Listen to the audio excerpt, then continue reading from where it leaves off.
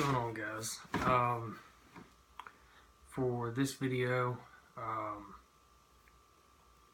it's basically going into why you still have depersonalization, derealization. Why haven't you recovered? Why is it taking you so long? Why does it take some people so long? And I really think it comes down to, now don't get me wrong, none of this is factual. Well, I say it's not factual. It's been researched by myself and my experiences, but I'm by no means a psychiatrist or psychologist or have a degree in either. This is just all from my personal experiences. But most people that have DPDR for an extremely extended period of time, like myself, 5.5 years, or you hear these horror stories about people that have for 10 or 20 or 5, like myself, or you got those people sitting there who've had it for a week who are like, oh my god, how did these people survive this long? I could never do that. But believe me, if you know what you have right now, you've eliminated half the battle. People who've had it for an extremely long time, most of the time, have no clue what they had or have, and they get stuck in a loop, an endless round and round loop of the anxiety and the stress and the not knowing what it is, and it just it keeps you there because you don't know how to fight something that you can't see. I like to do a lot of comparisons. How I look at it is, you're walking through the woods at night, and it's pitch black. You can't see or hear. You can't see anything around you within more than 2 feet away, and you hear something walking in the leaves, out 10 feet away from you in the bushes. Your mind immediately runs to, it's a grizzly bear, it's a serial killer, it's this and that, So it immediately jumps to the worst possible conclusion, when in reality it's a field mouse that's no bigger than your thumb, hopping from leaf to leaf, coming out of his hole to run around for the night. And it's the same thing with DP. You're sitting there looking for this astronomical problem like schizophrenia or multiple personality disorder or bipolar, or something like that. What's wrong with me? What's wrong with me? When in reality, once you can finally put that name to it, and you have, you're like, oh my gosh, that's what I have. Once you put a face to that fear, to that unknown, because the things that are unknown are what's the most scary to us as people. It's part of who we are. The unknown scares us. And that's half the battle is, but once once you finally, that ding goes off, that's oh my gosh, that's what I have. That's what's been wrong with me this whole time. All of those things make sense now. That's half the battle. You no longer, and once you learn and educate yourself on the video, I don't know, I just said video. Once you learn and educate yourself on the topic, now oh my gosh, this thing can't really hurt me. Technically, I'm the safest I've ever been because this is a defense mechanism, part of my fight or flight for my brain, and all that kind of stuff. And once you learn that this is, it's highly unsettling. Don't get me wrong. Depersonalization is awful, and it's terrifying, and it's so scary. But once you know that it can't hurt you, and that it can't kill you, and that there's not some astronomical thing that's wrong with you, technically you just have really bad anxiety, and your brain has become so exhausted that it can't function properly, and that your part of your fight or flight is stuck on. Once you know that for a fact, and you accept it fully, because that's another part of the battle. You have to accept. You have to look at it and finally be like, I'm going to stop thinking I have cancer or this crazy mental disease or something like that, and accept it, that you just have a tired mind, you just have anxiety, You just that's all it is, and that you can start to move forward. Um, that's the biggest fear. That's why people get stuck in this for so long, because they don't know what it is. They don't know what the problem is, and they're searching and searching and stressing and stressing. And it just keeps them there, and they get stuck in that loop, and it's just a never-ending cycle. And until they break that loop, they're going to remain there. And in my former videos, I talk about good research versus bad research. When you don't know what you have, you're doing crazy research on Google.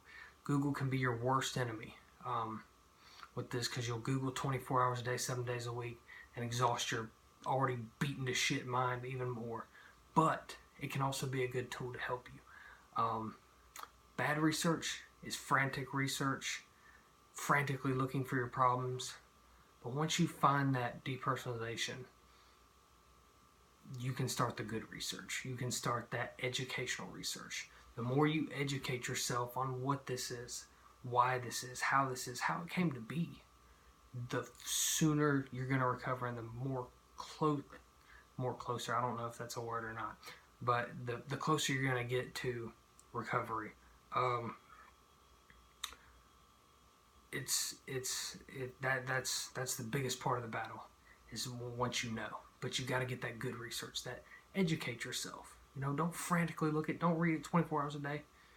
Find a topic in depersonalization you want to read. Read you a couple pages before you go to bed, whatever, or during the day. Set your phone down, set your laptop down, your book, whatever you're reading it in. Leave it alone for 30 minutes. Take a break.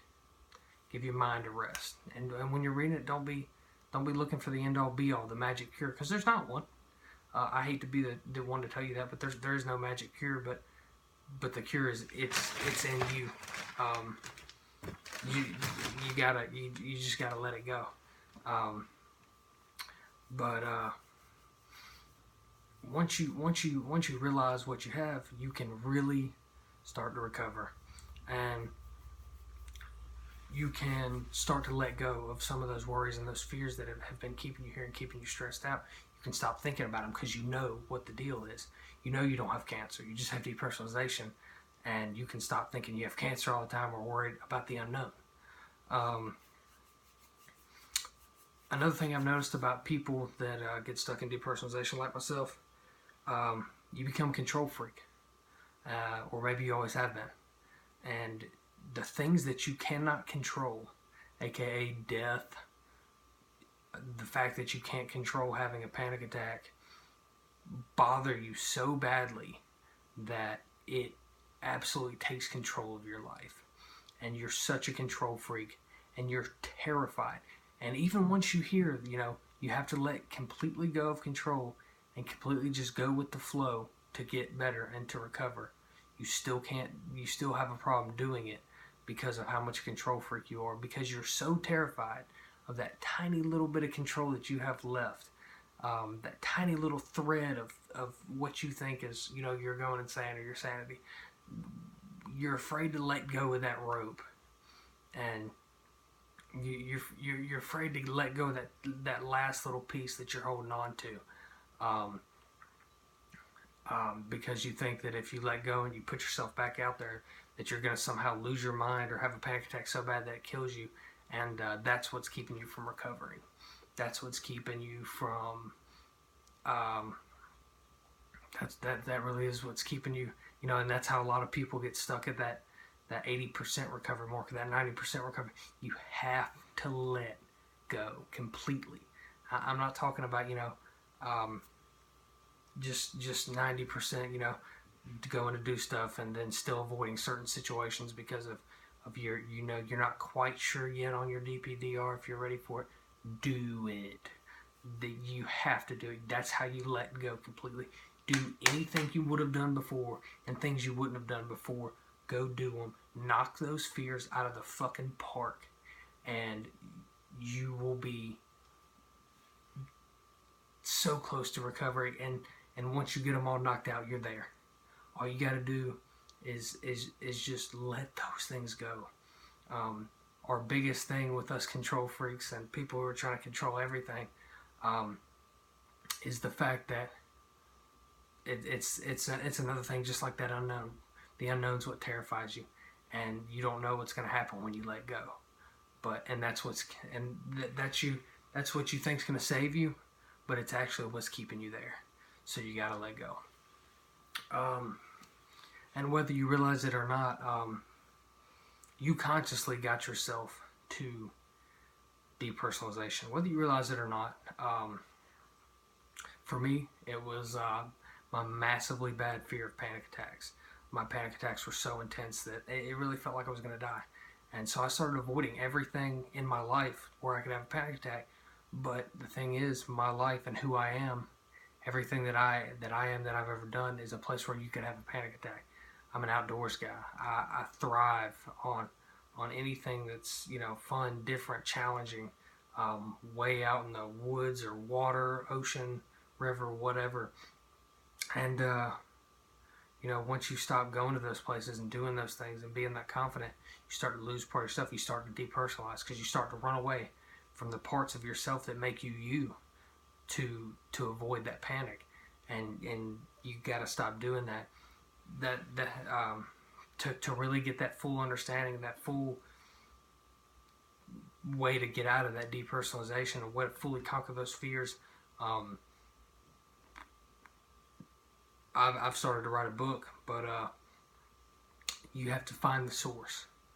And a lot of people with anxiety and depersonalization, derealization, your mind is so fogged out and so hard to, it's all so jumbled up in there that you can't think. You're like, oh my gosh, when did this start? Or you start feeling like, have I always been this way? No.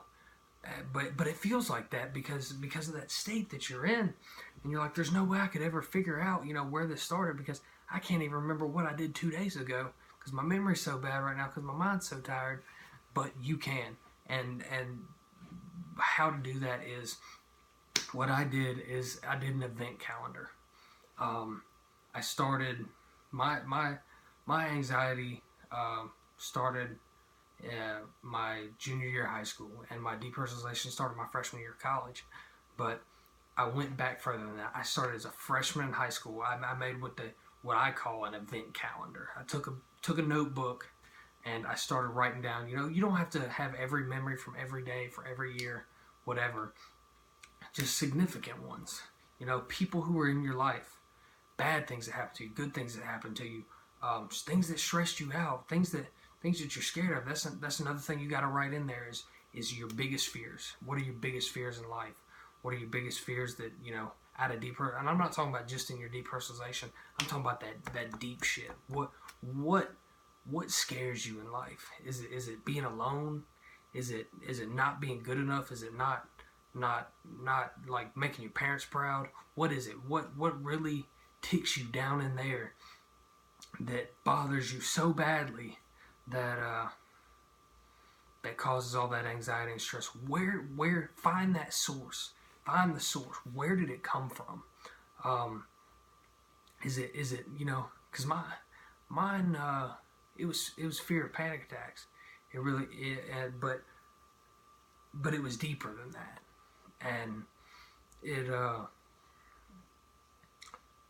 it wasn't it started with the panic attacks, but later I realized it was a much deeper thing than that. But you got to find that source, and if you say you can't find it, it's somewhere in there. And I'm not saying you can't recover by not finding it, because all you really have to know is that it's just anxiety, and if you stop thinking about it, stop worrying about it, it will pass, and you start living your life, it will pass. But that's just something I found that helps, is once you identify that fear, that thing that terrifies you so badly, that caused that anxiety in the first place, that thing that's a driving force in your life that scares you. Once you find that thing, you dig deep enough to find it, and you can look it in the face, you can overcome it. And but that's something that helps a lot. You got to find the source of where's that fear from. Whether you have to meditate 30 minutes a day thinking about one thing, or whatever, or write down a list of events and people and places and things you did all up until that point.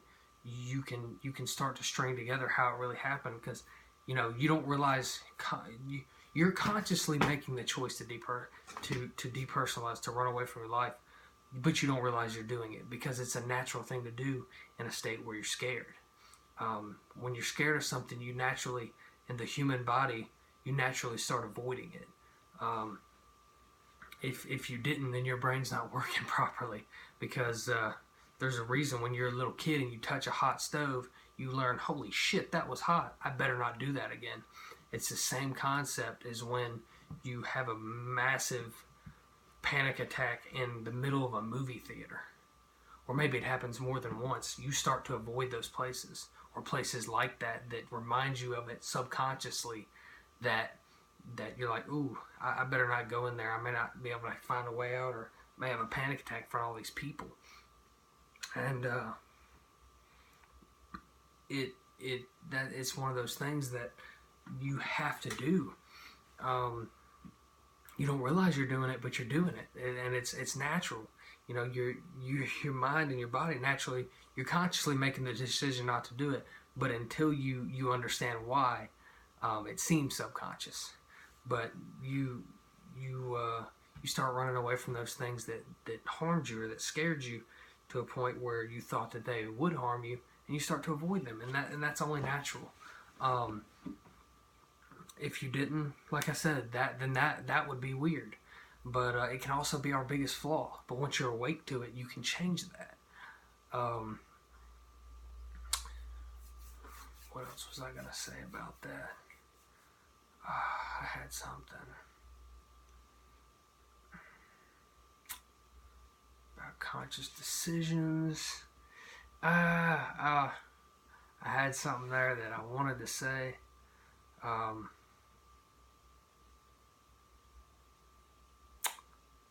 Damn, I can't remember. I may have to make another video later if I remember it. But these decisions are conscious, and they seem subconscious, but once you become aware of them, you can consciously go back and change it.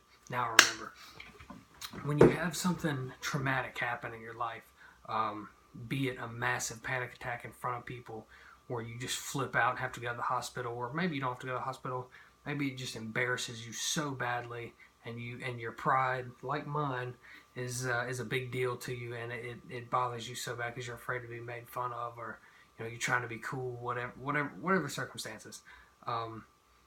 It ingrains, it burns that memory into your head, and it becomes the strongest memory in there for that situation. But us being humans, you can rewrite that you can't rewrite that memory, but you can form a stronger one. Your strongest memory in an area is always going to dominate how you feel about it. For instance, if you're scared of, like I said, let's say you had a massive panic attack in the movie theater, and that becomes the scariest memory and the most terrifying thing and the strongest memory you have of being in the movie theater. You're always going to think that when you go into a movie theater. But if you can go in there and conquer that fear, sit through that panic attack and not run away from it, and sit there, I'm talking about even if it's one of those ones that's not, just 2 minutes long, let's say it's 45 minutes long, your heart's racing, you feel like you're going to puke, you got tunnel vision, you can't think straight, but you just hold yourself there, you hold it down. If you can do that and form a stronger memory of you overcoming that memory, the bad one, then that memory is now going to dominate in the place of that other one. It's that bad memory is no longer the strongest, and that new memory, that good memory of you winning, of you crushing that fear, is now going to be it's overriding that other one, and now that memory is stronger because you overcame it. And that's something I've recently come to figure out. Form a stronger memory on what those fears are that you have, and it can be life-changing. It really can.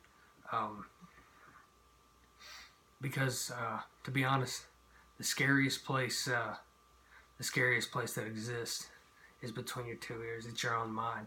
Most things in the world 99% of things in the world are only about 2% as scary as you try to make them in your mind. And 99.99% of things that you're scared of happening in your lifetime never will. Like I said, you gotta have faith. Whether it's, if you're not a Christian, I understand that. But if you don't have faith in God, you gotta have faith in yourself, or you can have both. But you gotta have faith. You really gotta believe yourself, and that's the thing about taking that leap back into the world. You have to do that. That's how. Once you can prove to yourself, because that's why you stay stuck. Another reason why you stay stuck in DP, you get sucked in to this belief that you can no longer handle these situations. You can no longer handle them by yourself. That they're stronger than you are, and you avoid them, and they become stronger. And you take this tiny little pebble of fear and you build it into a mountain. But that same tiny pebble of fear that's really this big, that you've created this mountain out of, you built this mountain in your mind that's so scary, but you can be the same one to tear that motherfucker down. And it's mind-blowing how you can do it. The human mind, it's an amazing thing, but you have to do it. Nobody can do it for you. It's not one of those things that you can run away from. The only way through it is through it. You can't go around anxiety. You can't go around fear. You got to face it head on. And I know how terrifying that is. And I'm sitting here preaching to the choir because everybody says that, but that's the only way. The only way around it is through it. And you can do it. You can rewrite those memories. You can form stronger ones, and you can get out there and you can crush life again. You just have to. You got to start living and stop avoiding those things that scare you, because most of the time they're 1% of what you thought they were, and you get in that belief, that you get stuck in that belief that you're no longer capable of handling situations. You can handle so much more than you give yourself credit for. We humans weren't built to be inadequate on this earth. We were built, to rule all the creatures of the earth and all that stuff. We are the apex predator of the world. I don't care what anybody says. We have the minds and the abilities to do so much more than we give ourselves credit for, and you're much stronger than you give yourself credit for. So give a little faith in yourself. Stop beating yourself down, telling you how shitty you are for staying here and how weak you are for staying there. Give yourself some confidence for the strength of who you are, who you have been. You're still here. You're a beast. You came into this world a winner. You were the sperm that got there first, and it's you came into the world a winner, and you can beat this thing no matter what anybody says. Thanks, guys. I'll post another video soon. I gotta go to bed. Got work in the morning. Thanks.